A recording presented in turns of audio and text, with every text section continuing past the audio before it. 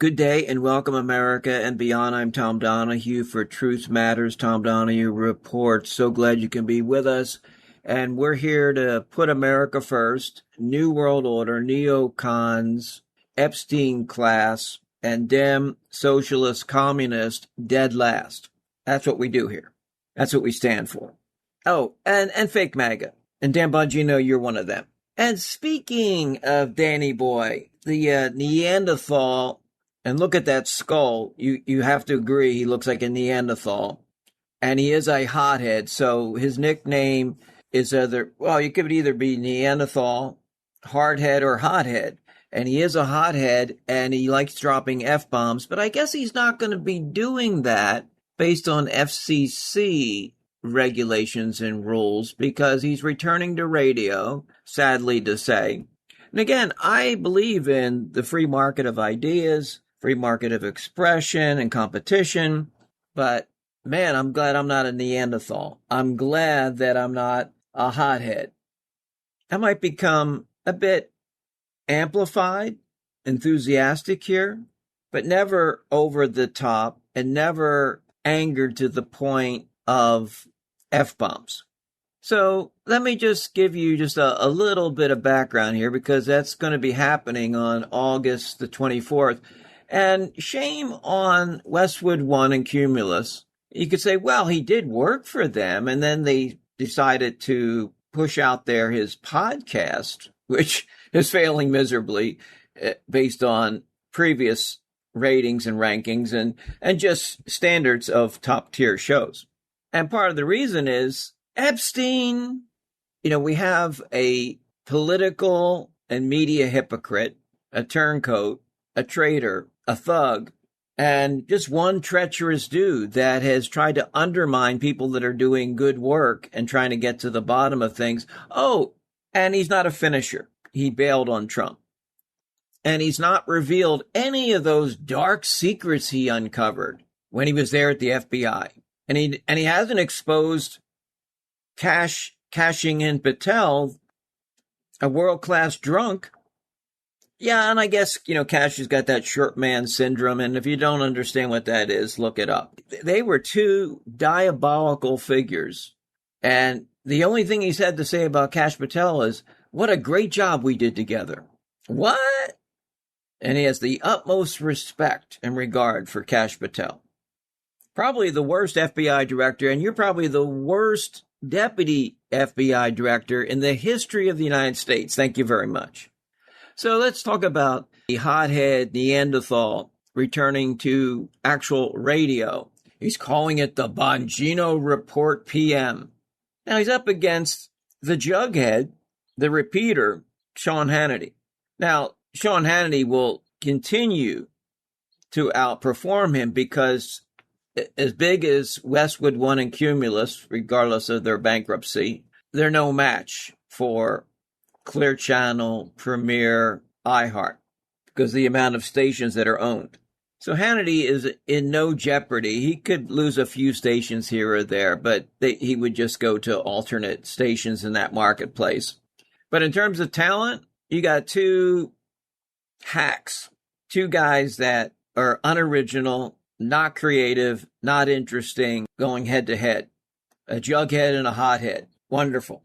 So that's what we got in the afternoons. We used to have Michael Savage, and we used to have shows that actually mattered. But sadly, that's not the case. This Bongino Report PM is also going to feature a sidekick who's a Trump impressionist, a comedian, and a stooge named Sean Farish.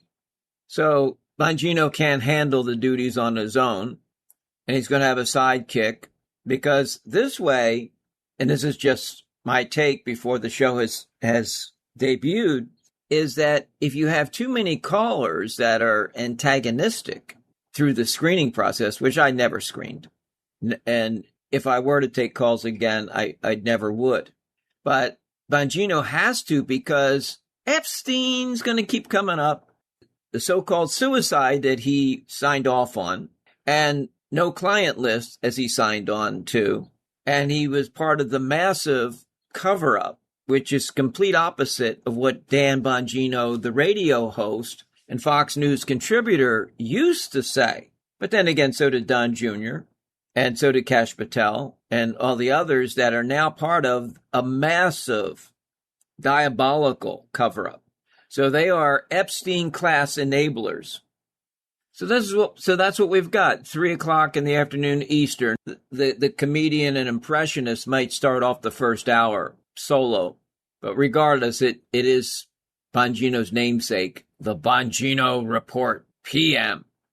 Like that means anything. I don't know. Maybe he's still going to do Rumble and podcasts in the AM. I don't know. It really doesn't matter, because when you are a bona fide hypocrite, serial pathological liar, and master betrayer of the America First, MAGA movement and conservatism, then really, I mean, what do you have to offer? He's not the smartest guy in the room, certainly not the most educated or intelligent, and he's a failed political candidate. And I say candidate because he never achieved political office until his friend, Donald Trump, appointed him. But yeah, he bailed on Trump, and he was complaining at one point, this job is so much harder than I expected. And he would say things like, I wish I were back on radio. Well, you're going to be back. And if you didn't screen the calls, then it might be an interesting show.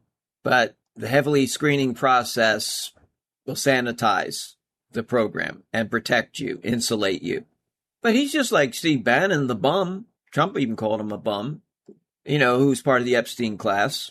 That was his media interviewer, facilitator, trainer, producer, and handler, trying to re-image and rebrand a sex trafficker and serial pedophile. And the videotapes don't lie. They were his videotapes in his masterclass in teaching and training Epstein for the media. And Bannon has said and done other things that are contrary to America First. I mean, just look at the charges that were brought against him for the fake wall they were building and the money that he pocketed. And I just don't understand, when you're betrayed by these so-called patriotic swindlers, these defrauders, these fakes, these phonies, that you forgive, maybe not forget, but you forgive because you just can't help but tune in. Why don't you just tune them out, unless you want to confront them? So anyway, I just thought I'd give you a heads up about the hothead returning to radio. And I have about zero interest in listening.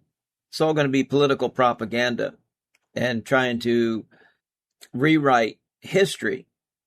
But all these guys, they get a do-over. All these guys get to return to their claim to fame.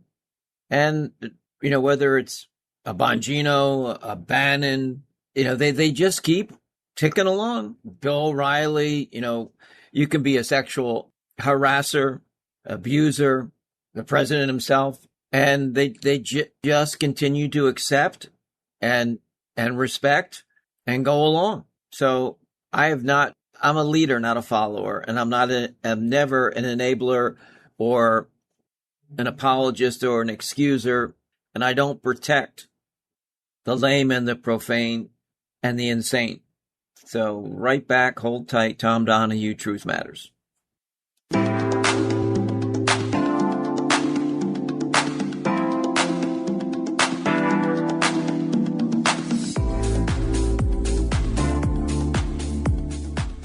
Conspiracy Radio, the new streaming station offering shows only from this unique, compelling genre.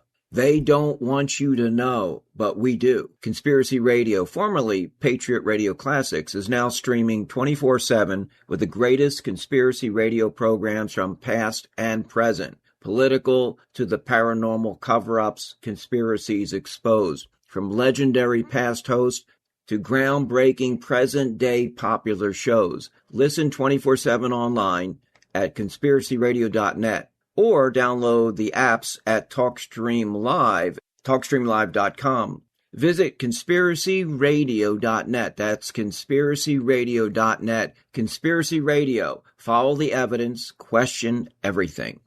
So, you love talk radio? Then you'll love TalkStreamLive.com. TalkStream Live is always on, 24/7, with the best streaming talk shows. Find your favorite talkers and discover some new ones. It's free, readily available online or on mobile with any smartphone or tablet. Finding your favorite talk shows all in one place has gotten a whole lot easier. Just go to TalkStreamLive.com. Be sure to download the free apps from Google Play or the iTunes App Store.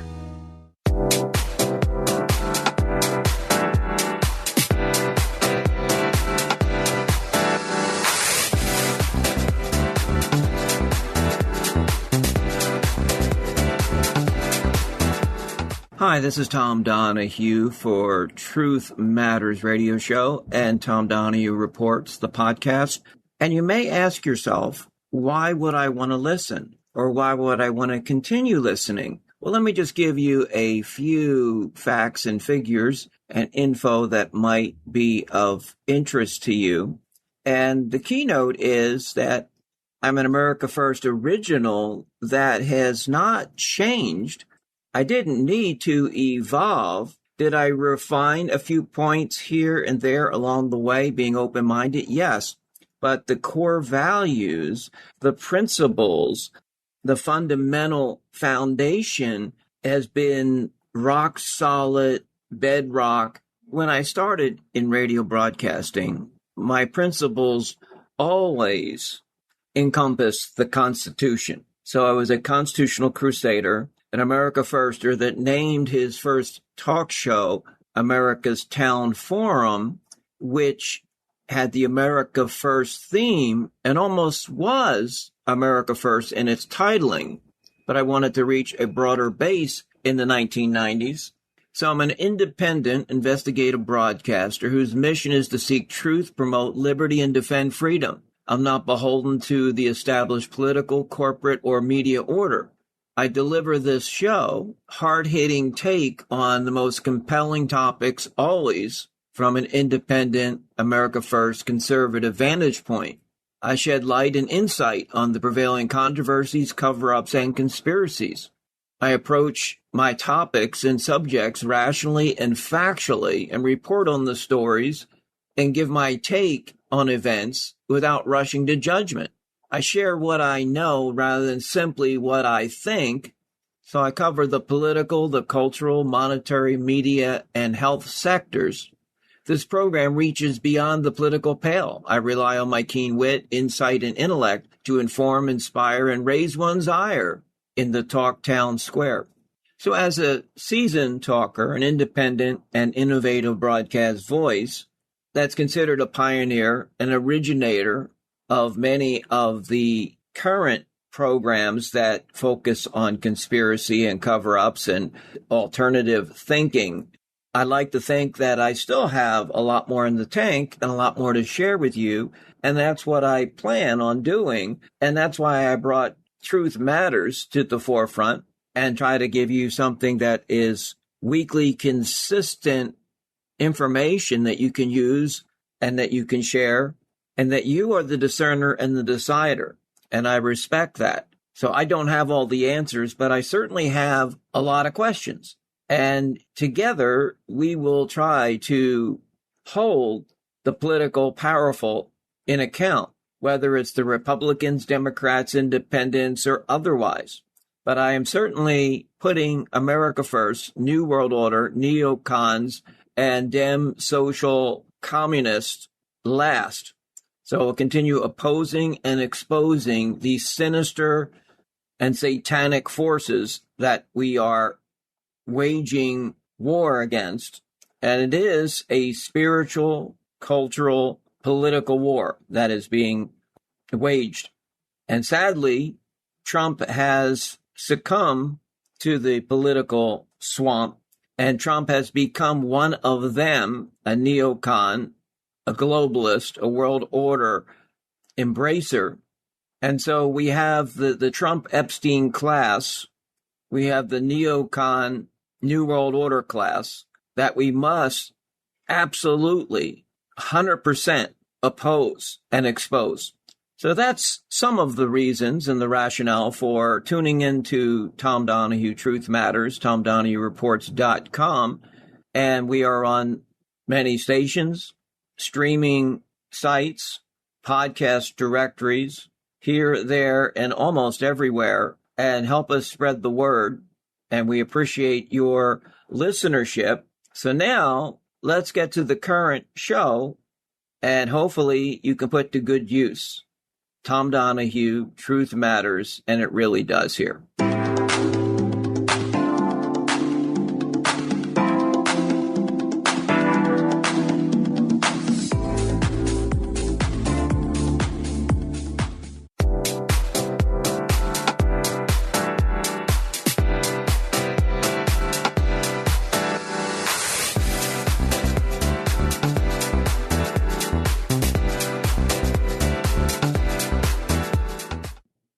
Welcome back, Tom Donahue, Truth Matters, and it certainly does here.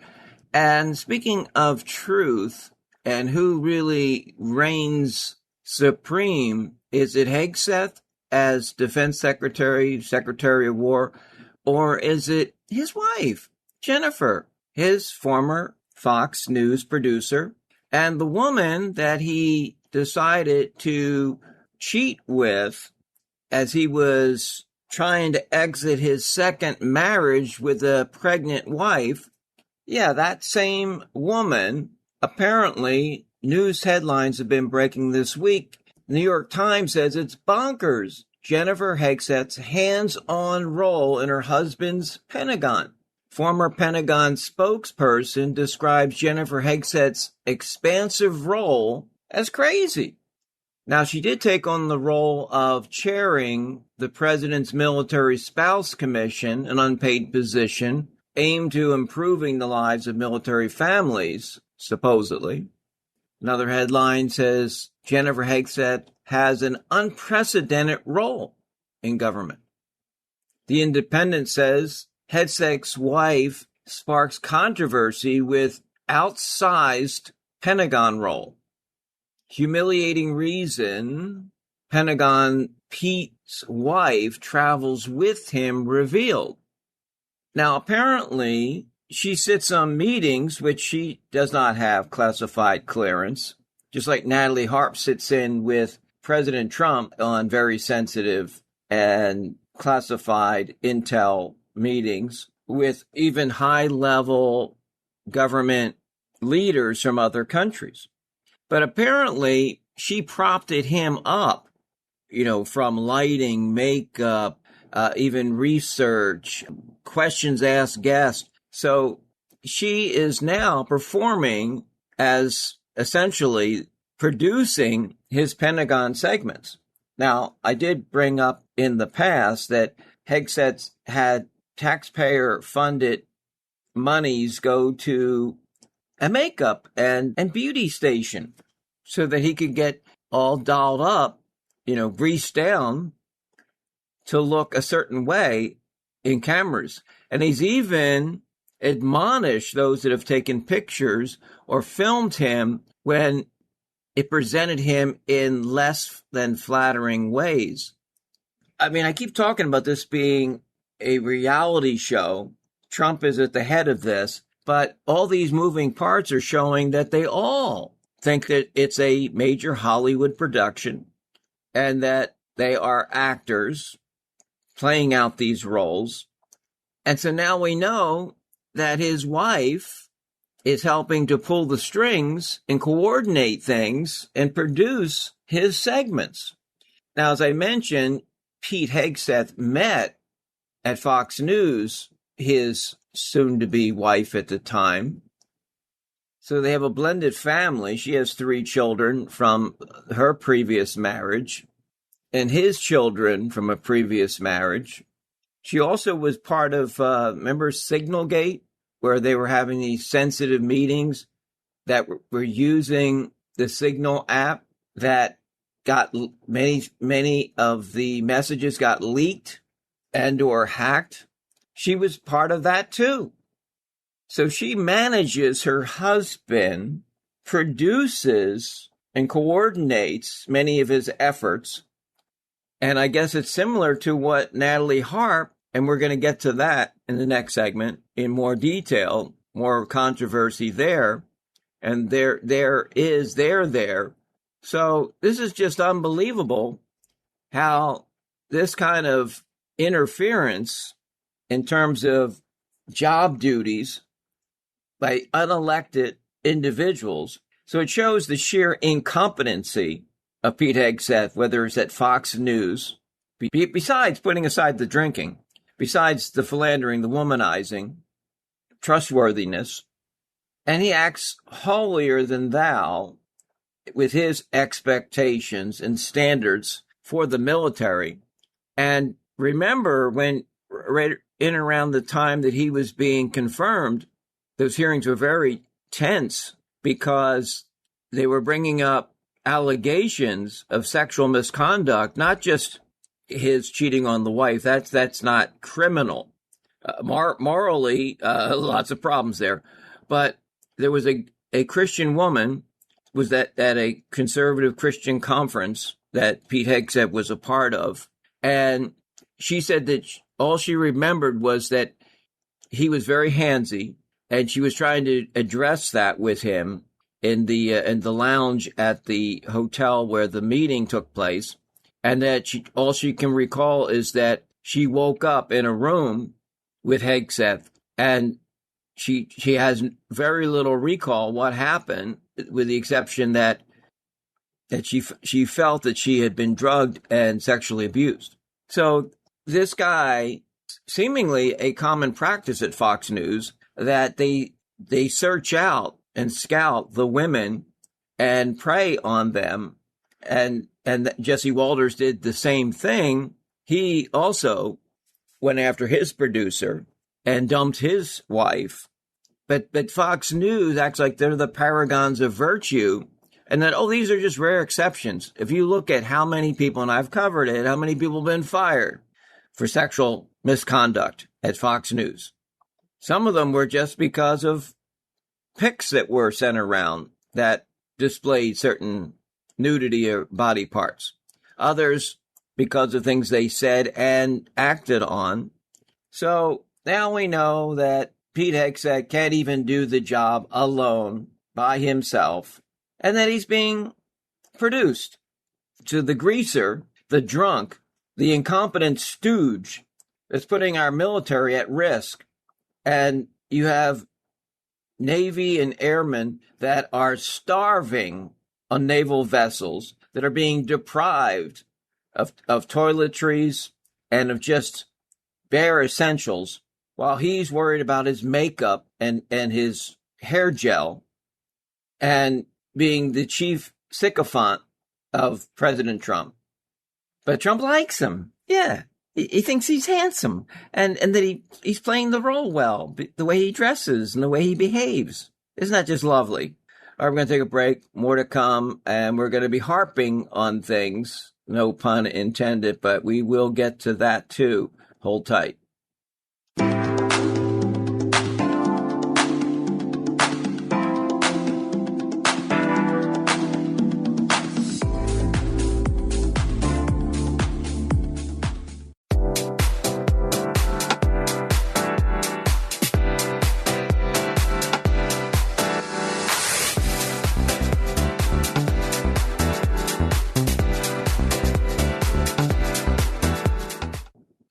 Welcome back. Tom Donahue, Truth Matters, and I am going to be harping on things. Natalie Harp.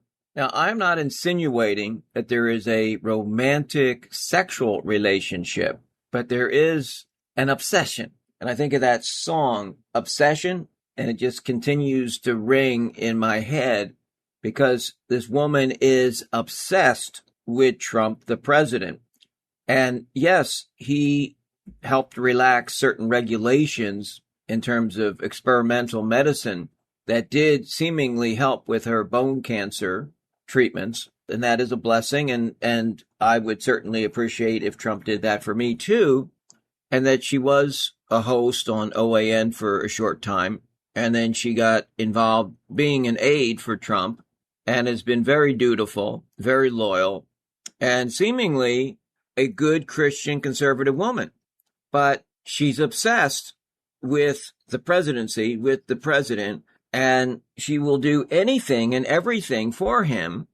And it's deeply troubling to her brother, to those around Trump in the White House.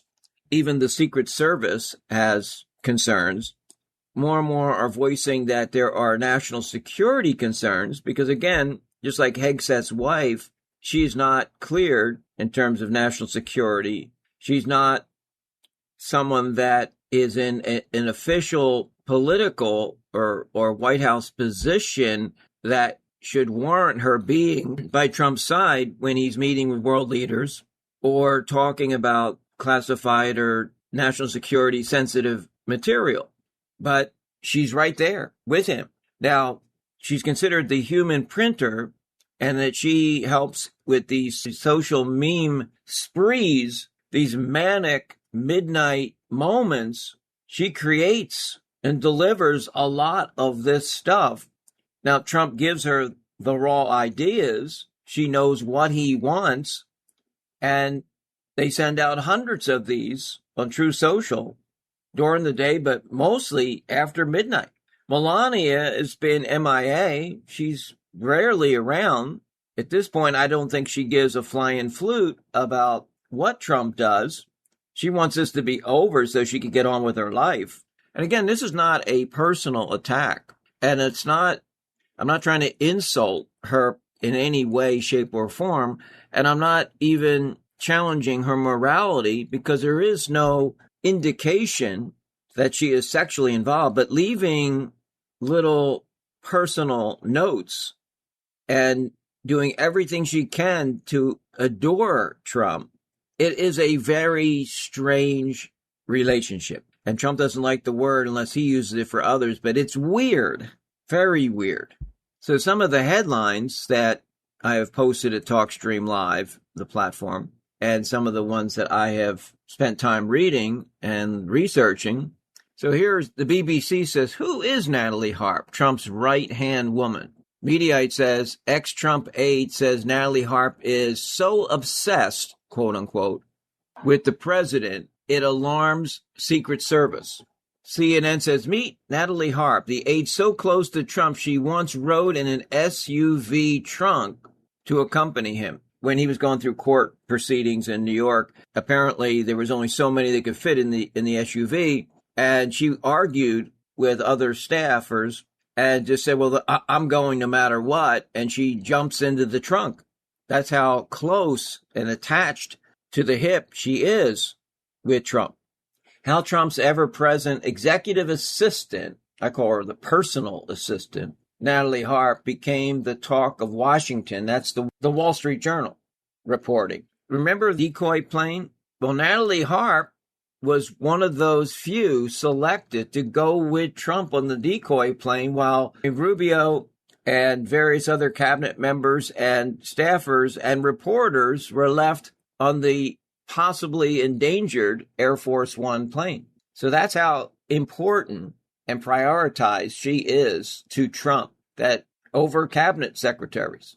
I mean, he holds two prominent positions as Secretary of State, National Security Advisor. So you're putting him at potential risk along with reporters, but you take your personal aide with you. Now, Ossoff, senator from Georgia, in a very heated race, he has really taken on Trump, even more so than Newsom. He claims he's not running for president, but all indications to me, based on the way he's taken on Trump, not just his opponent, but Trump, and even going to the level of addressing this Harp close relationship with Trump. And it's got the White House and Trump up in arms. And to me, it's somewhat hilarious because Trump makes a habit of savaging his opponents, attacking mercilessly and never apologizing. And they're acting as though Ossoff did something so insane, which is, I'm questioning it. I've questioned it for weeks. Why not? It's weird. It's a strange, and her brother's questioning it. I mean, really? I mean, That's gives me, I think, carte blanche to continue. Epstein reporter brands Harp the side piece of Trump. Laura Loomer takes an interesting take on this. I call her Looney Loomer.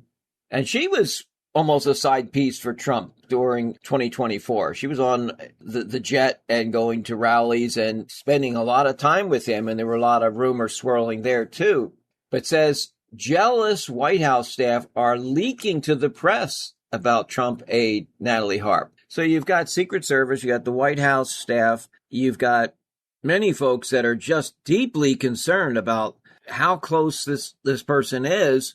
And really, should she be that close almost every moment of Trump's day? Now, many of you might know Scott Jennings for his Salem radio show, for more importantly and more prominently his role as Trump and the GOP's defender as a token conservative on CNN. Trump and the GOP do need defending at times, but he is such a lapdog and sycophant and apologist and enabler that it makes me sick. But, he's got a certain level of skill, and Trump probably likes the look because you have to present yourself a certain way.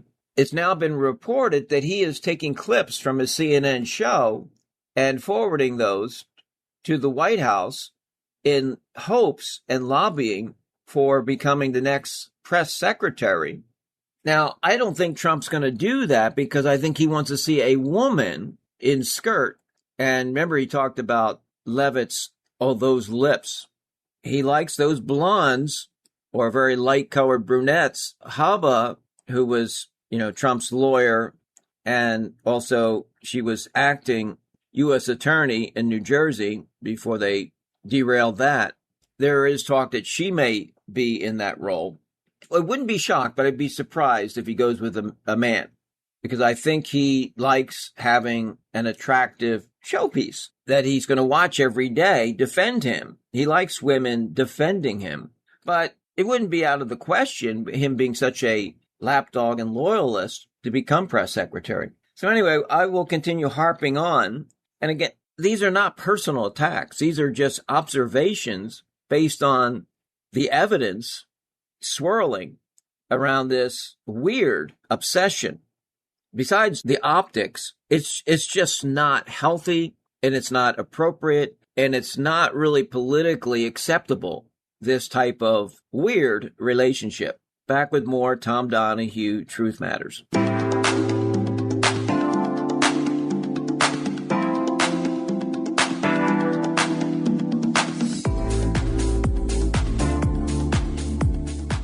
Tom Donahue for best-selling Eden Pure Thunderstorm 2 air purifier uses proven oxy technology that quickly destroys viruses, odors, mold, and so much more with thousands of 5-star reviews. It really does work, and I can tell you I've used it for 8+ years. Every day. Any smell will vanish after just a few seconds with the thunderstorm being on. Odors from litter boxes, trash cans, cigarette smoke, mildew, and much more are no match for the Thunderstorm 2. The powerful thunderstorm sends out O3 molecules which seek out and destroy odors. These molecules even go behind and under furniture. Nothing can hide from the thunderstorm. Best of all, no filters ever, saving lots of money. Start enjoying your clean home again.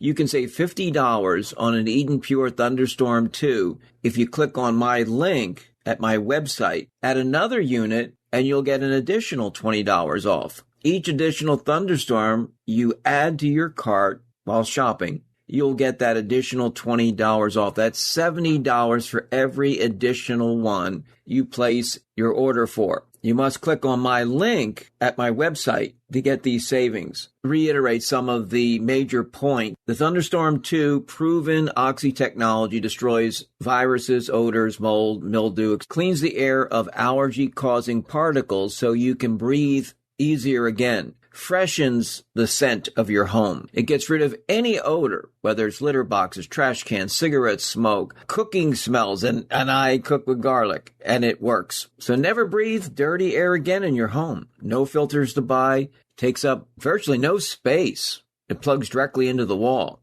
Very quiet, nearly silent. Great for use even in your bedrooms. It's compact even for travel. If you're staying in a hotel and you know how musty and mildewy those hotel rooms can be, Tom Donahue, Eden Pure, and you go to TomDonahueReports.com, TomDonahueReports.com. It'll take you to the Eden Pure Thunderstorm 2. All the information's there. As soon as you start clicking through the shopping cart, you'll get those discounts because you're clicking on my link. Absolutely 100% endorse this and have used it for more than 8 years. These units at the regular price is quite a deal. But then you get $50 off by simply clicking on the banner, and each additional unit, you can take another $20 off per unit. So that brings the price to $59. I don't know how they do it. It's an incredible product already. Tremendous pricing. Take advantage of this by clicking on the banner, TomDonahueReports.com, Eden Pure. It's a must-have. I use it every day and completely 100% endorse it.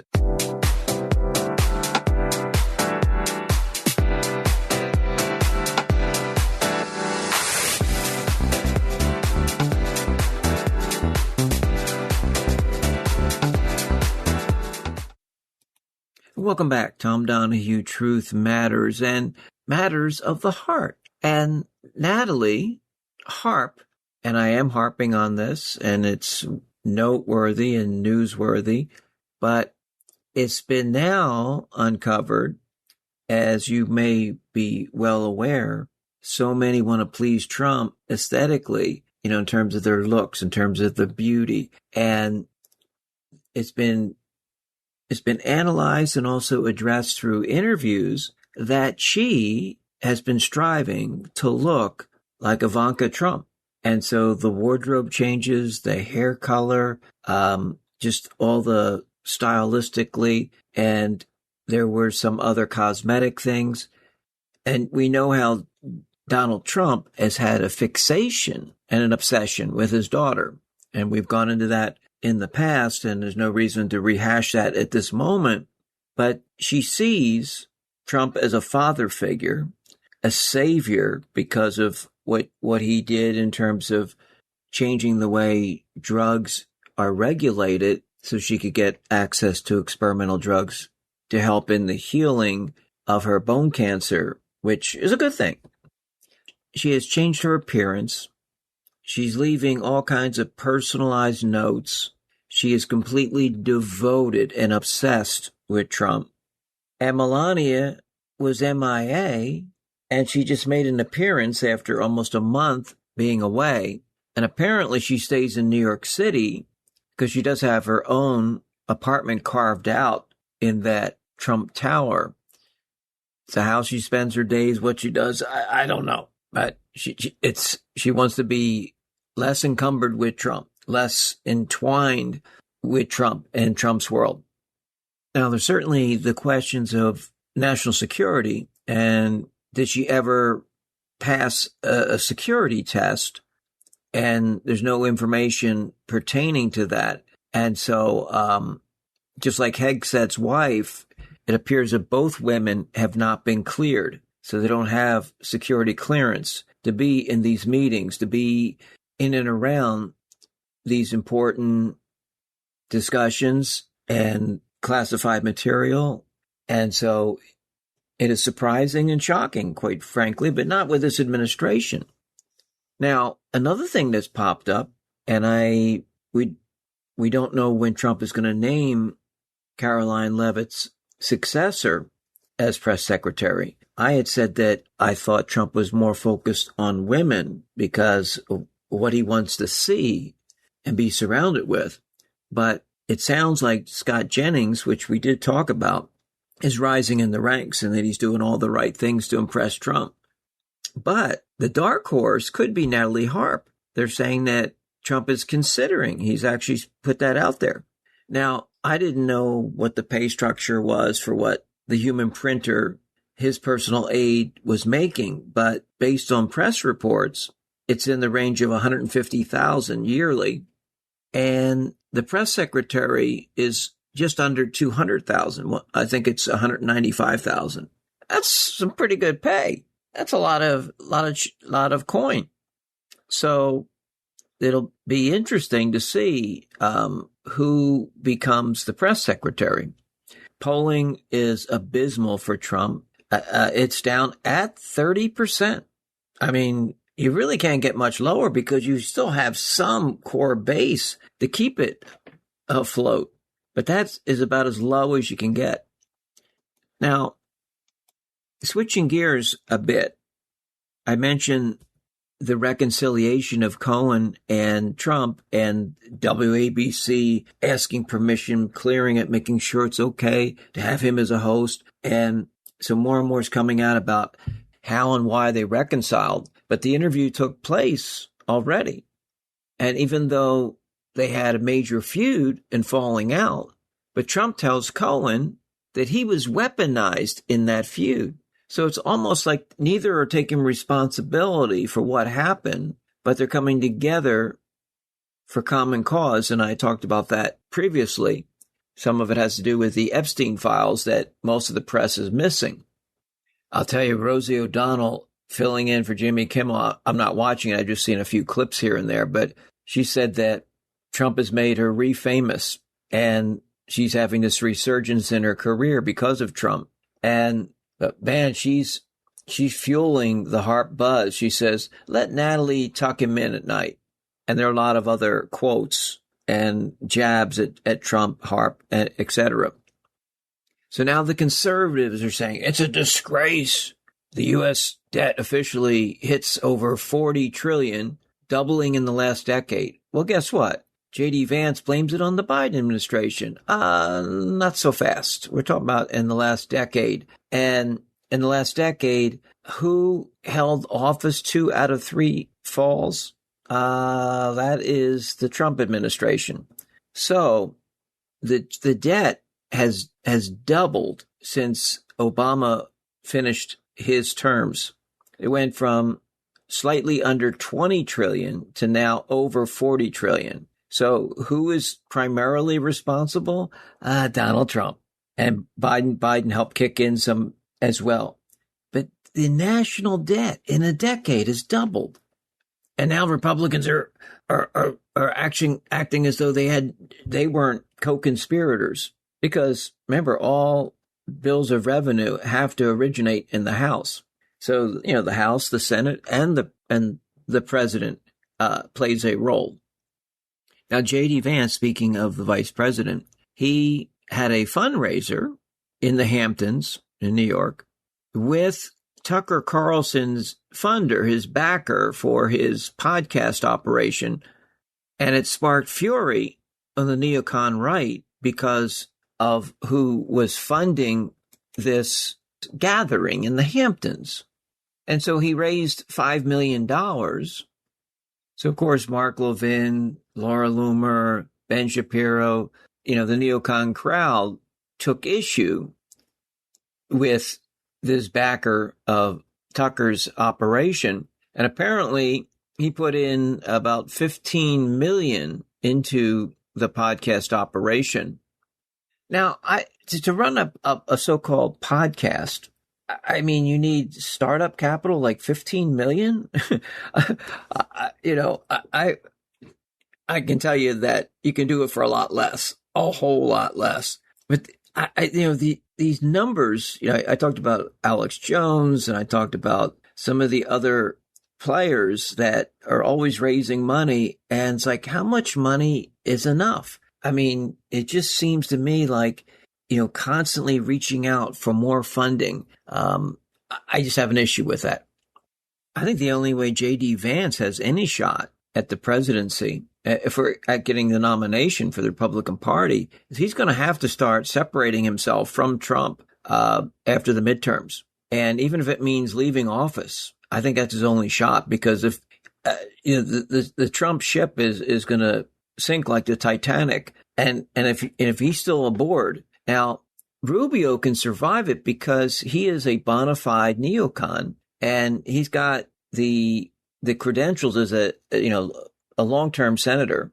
J.D. Vance had, one term? I mean, I don't think he even completed his term as U.S. senator. And speaking of funding, the tech titans financed his campaign. in particular, Peter Thiel, 15 million. These folks, they're always looking for a handout, and they always seem to find it. But yeah, Rubio can survive the Trump administration because he has credentials that go beyond the Trump administration. They're going to say, well, he was an effective Secretary of State, National Security Advisor, and they see him as, I'm talking about the neocons and the traditional middle of the road Republicans.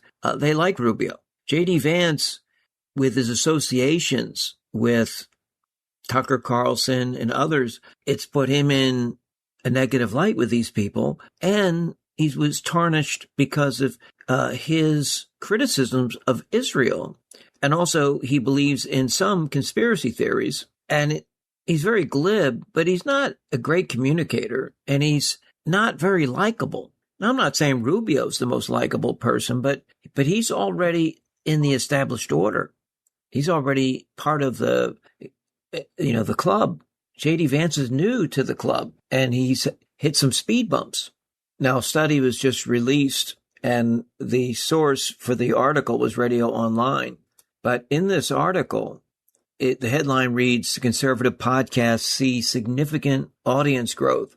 Well, shows like Megyn Kelly, Sean Ryan, Tucker Carlson, actual podcast hosts that are leaning more independent have seen remarkable growth, and certainly Candace Owens. But there are others, and I talked about Dan Bongino returning to radio. His numbers have fallen in steep decline, falling off by 62%.